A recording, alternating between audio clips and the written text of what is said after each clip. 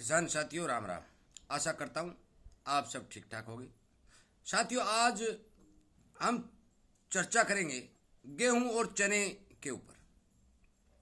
साथियों, मैं आपको बता देना चाहता हूं कि मैंने लगभग 3 महीने पहले जब गेहूं खड़ी थी तभी मैंने ये बात कही थी कि गेहूं का उत्पादन जो है कम होगा और पूरे विश्व स्तर पर कम होगा। और मैंने ये हवाला देते हुए बताया था कि जलवायु परिवर्तन का असर पूरी दुनिया के ऊपर देखने को मिलेगा। दूसरा, एल नीनो का प्रभाव भी पूरी दुनिया के अंदर देखने को मिलेगा। खाद्यान्न अनाज की जो पैदावार है वो कम होगी। परंतु इसके विपरीत सरकार ने जो आंकड़े जारी किए वो आंकड़े बम्पर स्टॉक के बम्पर पैदावार के जारी किए। अखबारों में, टीवी में बहुत जगह ये बात कही गई कि अब की बार बम्पर पैदावार जो है गेहूं की होने वाली है। और चने के बारे में भी ये कहा गया कि इस बात पर चने के लिए कोई चिंता वाली विषय बात नहीं है। साथियों, मैं आपको बता देना चाहता हूं कि हर तरह की जो रिपोर्ट किसान के पक्ष में होती है या किसान का कोई मुद्दा होता है या किसान की कोई विपक्ष की बात की जाती है तो मैं चैनल के माध्यम से किसान की आवाज़ उठाता हूँ। किसान को समय समय पर भाव आदि प्रोडक्शन के बारे में आगाह करता हूँ। आगाह करना मेरा फर्ज है। यदि इसी तरह की जानकारी आपको मिलती नहीं या आप अपने दोस्तों तक इस तरह की जानकारी पहुंचाने की इच्छुक है तो आप इस चैनल के साथ सब्सक्राइब करके जुड़ भी सकते हैं और अपने दोस्तों तक शेयर भी कर सकते हैं। यदि अच्छी लगती है तो लाइक कर सकते हैं। साथियों, ये चैनल कोई पैसे कमाने के लिए या किसी को भ्रमित करने के लिए नहीं बनाया गया है। जो अनुमान बाजार के जानकार लगा रहे हैं वो अनुमान जो है आप तक पहुंचाने के लिए ये चैनल बनाया गया है। किसी तरह की भ्रम फैलाने या किसी का विरोध करने या किसी को उकसाने का मेरा कतई कोई इस चैनल के माध्यम से उद्देश्य नहीं है। साथियों, मैं आपको बता देना चाहता हूं कि गेहूं का प्रोडक्शन यदि ये कह रहे थे कि बम्पर स्टॉक है, बम्पर पैदावार है, तो आप अपना भंडार भर क्यों लेते, क्यों नहीं भर लेते। साथियों, अभी इसी हफ्ते के अंदर सरसों के अंदर ये गेहूं के अंदर लगभग 150 रुपये की तेजी देखने को मिली है। और सरकार ने ये जो स्टेटमेंट जारी किया है और जो अनुमान निकल के आ रहे हैं उसके हिसाब से अगले महीने सरकार गेहूं की बिक्री बाजार में करने की जो है मंशा जाहिर कर रही है। हो सकता है कि थोड़ी तेजी और बनते ही सरकार अपना स्टॉक बाजार में काटने की कोशिश करे और काट भी सकती है। साथियों, मैं आपको बता देना चाहता हूं कि सरकार से मनमर्जी अपना कितना स्टॉक बाजार के अंदर काट ले, परंतु गेहूं के अंदर कतई मंदा आने की कोई गुंजाइश नहीं है, क्योंकि अंतर्राष्ट्रीय बाजार के अंदर $60 प्रति यदि मंगवाते हैं तो हमारे $60 प्रति क्विंटल के हिसाब से गेहूं के भाव जो है विदेशों में देखने को मिल रहे हैं। उसके हिसाब से $60 का सीधा सीधा आप लगाएं या 80 रुपये लगाते हैं तो 2400 रुपये वहाँ की गेहूं के भाव हो गए। किराया भाड़ा और ड्यूटी पहुँचाना वो अलग रह गया।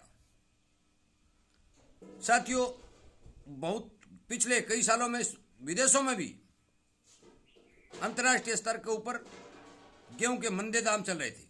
उसके हिसाब से यह नहीं कहा जा सकता था कि गेहूं में तेजी बनेगी, परंतु अब की बार पूरे विश्व का जो प्रोडक्शन है वो घट रहा है। और मैंने ये कहा कि 2011 से ही घट रहा है। ये एक वास्तविक सच्चाई है, चाहे कोई माने या ना माने। सरकार भाव को दबाने के लिए, गरीब जनता को सहारा देने के लिए भरपूर कोशिश करती है, परंतु खाद्यान्न का उत्पादन यदि घटता है तो सरकार बेबस हो जाती है और उसका हाथ खड़े हो जाते हैं। इसलिए मैंने आपसे पहले भी किया था भी जिस किसान भाई को, जिस बनिए को, जिस दुकानदार को, जिस छोटे व्यापारी को गेहूं खाने के लिए खरीदनी है वो अपना खरीद के स्टॉक कर ले ताकि उसे ज़्यादा पैसे बाजार को नए अदा करने पड़े। और वास्तविकता यह है कि सरकार यदि स्टॉक काटती रहेगी तो भी गेहूं में मंदा कतई अब की बार नहीं आने वाला है। इस बात के आप बेशक गांठ बांध लें। दूसरी बात हम चने पर करते हैं कि चने के ऊपर सरकार जो है स्टॉक लिमिट लगाने की कोशिश कर रही है और वो लगाएगी भी। ये भी मैं आपको बता दूं भी चने के ऊपर स्टॉक लिमिट लगाएगी, परंतु स्टॉक लिमिट लगाने से सरकार के इस फैसले से कोई फायदा नहीं होने वाला, क्योंकि चना है ही नहीं तो स्टॉक करेगा कौन। बाजार में चना है ही नहीं तो स्टॉक कहां से करेगा। इसलिए साथियों, मुझे लगता है कि अक्टूबर नवंबर तक चने के अंदर मंदी नहीं दिखाई दे रही है, क्योंकि नवंबर और दिसंबर के अंदर विदेशों के अंदर, ऑस्ट्रेलिया जैसे देशों में नई चने की फसल आ जाएगी और सरकार मंगा भी सकती है। तो हो सकता है 100-200-500 रुपये भाव दब भी जाए, परंतु तब तक चने में मुझे मंदी दिखाई देने की कोई गुंजाइश नहीं लगती है, चाहे सरकार जितना जोर लगा ले, क्योंकि सरकार के पास चने का स्टॉक नहीं है। बहुत ही कम मात्रा में स्टॉक है, इमरजेंसी स्टॉक बचा हुआ है। अब की बार चने की जो बिजाई थी वो 25-30% घटी थी, और जो पैदावार है वो 15 और 20% घटी है। इसलिए इस बात से भी आपको मैं अवगत कराना चाहता हूं कि जो भी जानकारी मेरे पास निकल के आ रही है, चने में मुझे कतई मंदा दिखाई नहीं दे रहा है। मैं ये नहीं कहता अभी गेहूं में 5,000 हो जाएगी और चना 25,000 हो जाएगा, परंतु जायज भाव जिस किसान के पास ये दोनों चीज़ है, जायज भाव किसान को मिले ही मिलेंगे। एमएसपी से ऊपर जो भाव है वो तेजी में माने जाते हैं, और एमएसपी के ऊपर जो भाव किसान को मिलने की पूरी पूरी संभावना बन रही है। मैंने आपको सरसों में भी कहा था, और जब तक सरसों निकली भी नहीं थी तभी मैंने कह दिया था कि अब की बार प्रोडक्शन घटेगा, क्योंकि बीमारियां बहुत ज़्यादा थी। ये सब हर जगह से खबर आ रही थी, ये प्रोडक्शन घटाए जिसका असर आज देखने को मिल रहा है। साथियों, मैं आपको बता देना चाहता हूं कि जिस किसान ने को खाने के लिए गेहूं की आवश्यकता है, मैंने पिछले वीडियो में भी बताया था, अब भी दोबारा आगाह कर रहा हूं कि वो अपने गेहूं खरीद ले। मैं स्टॉक करने की बात कतई नहीं कर रहा कि आप स्टॉक करके 2,000, 5,000, 10,000 कट्टे लगा ले। क्यों?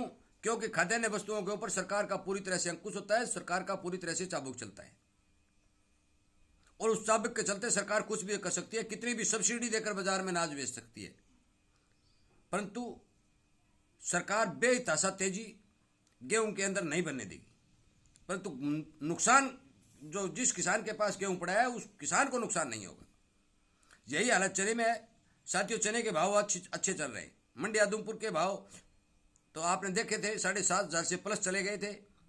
आगे क्या होने वाला है, क्योंकि इस तरह जो तेजी बनती है उसके बाद कोई भी विशेषज्ञ, कोई भी जानकार ये नहीं कह सकता कि ये 10,000 हो जाएगा या 12,000 हो जाएगा, परंतु जायज भाव जो हो जाते हैं तो उसको तेजी का नाम दिया जाता है।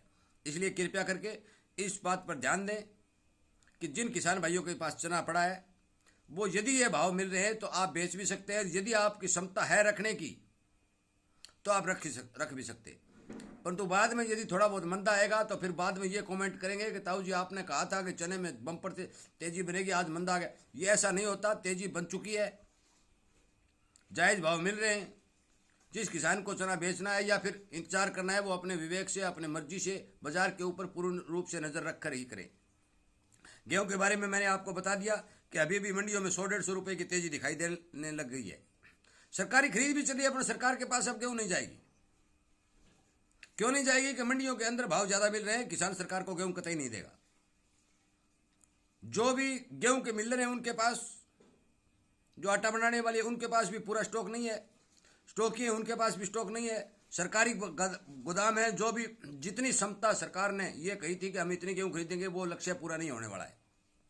और लगभग 4-5 वर्ष, पिछले 4-5 वर्ष से अब की बार गेहूं का स्टॉक घटा है, ये भी मैं आपको बता देता हूं, चाहे कोई कुछ भी कहे, क्योंकि पिछले दिनों सरकार ने बंपर मात्रा में जो गेहूं जो है बाजार में बेचती थी। इसलिए कृपया करके मेरे द्वारा बनाए गए वीडियो पर गौर करें, बाजार पर नजर करें। मैं बार बार एक बात आपको अवश्य कहता हूं, क्या मुझे उलाहना देने के बजाय खुद बाजार की सर्वेक्षण करें, बाजार पर नजर रखें, विशेषज्ञों से जुड़े, उससे ज्यादा ज्ञान आपको मिलेगा। यह नहीं है कि मैंने कह दिया और उसके ऊपर आप अडिग हो गए। गारंटी किसी चीज की नहीं ली जा सकती, परंतु यदि आप खुद इस बात की जानकारी अदा करेंगे तो वो आपको याद भी रहेगी और आपका नॉलेज और ज्ञान भी बढ़ेगा। इसलिए कृपया करके हर किसान भाई से, छोटे व्यापारी से, जो दुकानदार से, हर जो भी धंधा करने वाला है और जो छोटा आदमी है, उससे मैं विनय निवेदन करता हूं कि यदि जो भी आदमी कोई भी काम करता हो, उस काम के बारे में पूर्ण रूप से जानकारी हासिल करने के बाद उस काम की शुरुआत करें, ताकि उसे कतई नुकसान न हो। यही हालत किसान की है कि किसान बुआई से लेकर और अनाज की बेचने तक की पूरी जानकारी वो प्राप्त करे, ताकि उसे नुकसान न हो। साथियों, मेरा वीडियो बनाने का केवल एक उद्देश्य है कि किसी भी भाई को कतई किसी भी प्रकार का नुकसान नहीं होना चाहिए।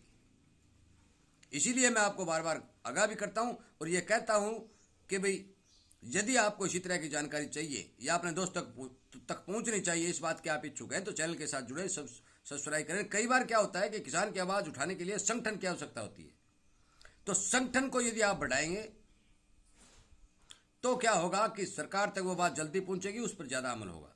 इसलिए कृपया करके मेरी इस बात का साथ दें, किसानी संगठन को बढ़ाएं, अपने दोस्तों तक शेयर करें, लाइक करें, जो आपकी मर्जी। ज्यादा से ज्यादा संगठन को बढ़ाकर इसी तरह के जो किसानी वीडियो हैं उनका समर्थन करने की कृपा करें, ताकि किसानी या किसान के साथ जुड़े हुए लोगों का भला हो सके। साथियों, वीडियो सुनने के लिए चैनल को सब्सक्राइब, लाइक और शेयर करने के लिए मैं आपका बहुत बहुत तहे दिल से धन्यवाद करता हूँ।